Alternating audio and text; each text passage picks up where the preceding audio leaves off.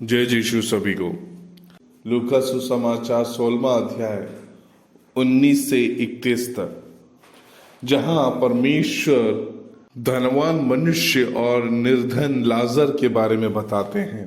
एक धनवान मनुष्य जो अपने धन से संपूर्ण था, लेकिन वो स्वर्ग पे नहीं जा पाता। कारण था उसका दूसरों को मदद ना करने का। अमीर जरूर था, पर अपने ऊपर ज्यादा ध्यान देता था।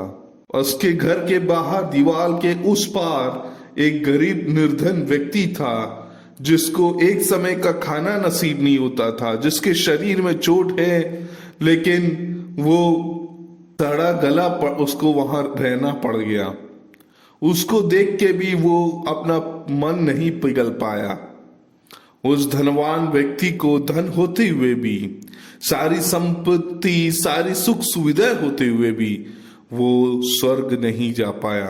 वो इंसान उसके अलावा सब सही आदमी था, लेकिन जिसको मदद करने के लिए उसके हाथ में सारी सुविधाएं थी, उसने वहां मदद नहीं दी, इसलिए उसको स्वर्ग की प्राप्ति नहीं हुई। यहाँ पढ़ते हैं तो देखते हैं लाजर स्वर्ग चला जाता है और धनवान व्यक्ति नर्क में। वो नर्क में रहते जब आंखें खोलता है तो अब्राहम को देखता है। तब बोलता है, अब्राहम मेरे भाइयों को भी बचा लो, वो यहाँ ना आ पाए, इसलिए लाजर को फिर से धरती पे तू भेज दो।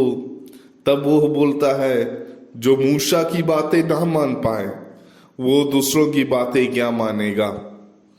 हमारे पास भी परमेश्वर के वचन हम निरंतर पढ़ते हैं, अध्ययन करते हैं।